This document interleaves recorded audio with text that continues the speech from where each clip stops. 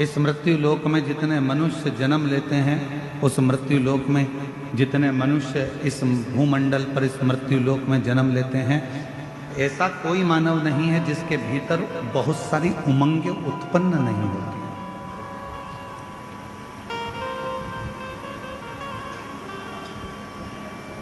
ऐसा कोई नहीं है जिसके भीतर बहुत सारी उमंगें उत्पन्न नहीं हो रही हो, बहुत सारी तरंगें उत्पन्न नहीं हो रही हो, बहुत सारी उमंगें उसके अंतर्गत नहीं आ रही, पर कुछ देर वो उमंग उछलती है, फिर शांत होती है।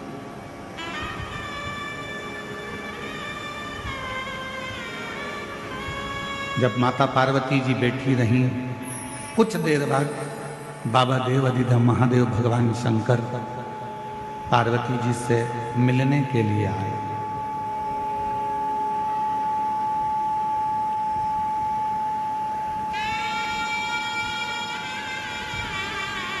भगवान शिव पार्वती जी से मिलने के लिए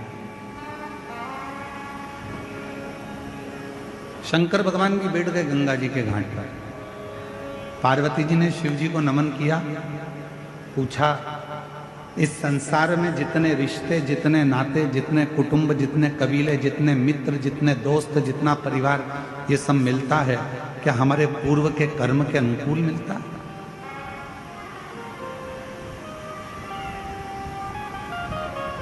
क्या हमारा पूर्व का कोई कर्म हुआ है जिसके अनुसार हमको ये सब मिलते हैं?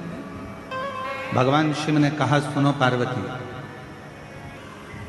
हमारे जीवन में जो भी मिलता है वो 3 कारण से मिलता है।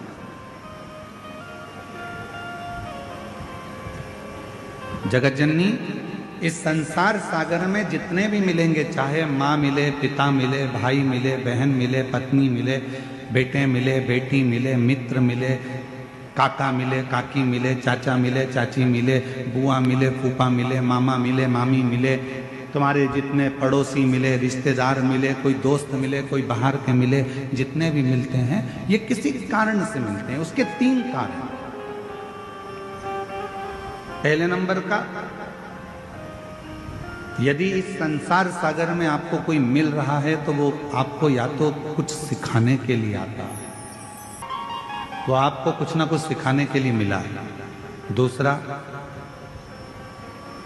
संसार सागर में यदि कोई मिल रहा है, दूसरा कारण है कि वो आपको कुछ लौटाने के लिए आता है, कुछ देने के लिए।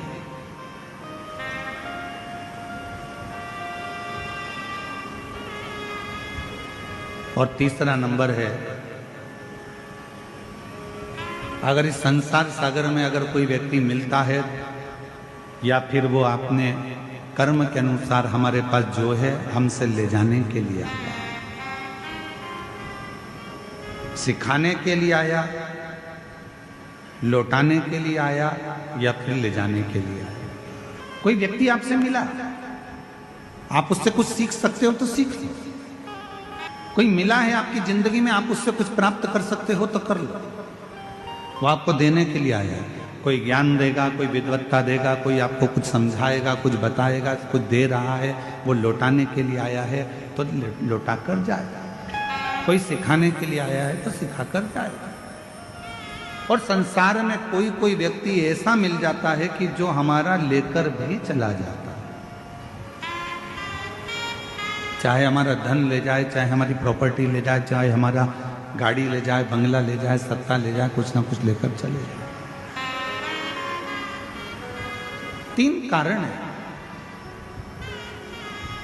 कई माताएं कहती हैं, गुरुजी मेरी बहू मुझे पूछती नहीं है, प्रणाम नहीं करती है, नमन नहीं करती है।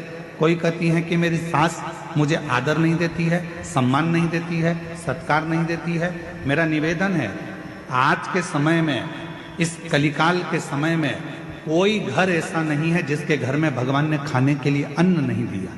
भगवान ने सबको अन्न दिया, भगवान ने सबको बुद्धि दी, भगवान ने सबको हाथ पैर दिए, भगवान ने सबको सोचने के लिए विवेक दिया। परमात्मा ने किसी को भूखा नहीं सुलाया, भगवान ने सबकी व्यवस्था करी।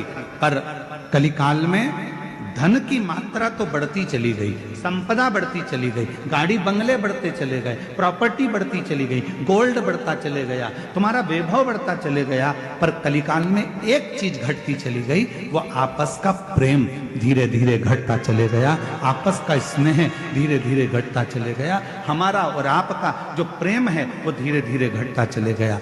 पति पत्नी का प्रेम घटा,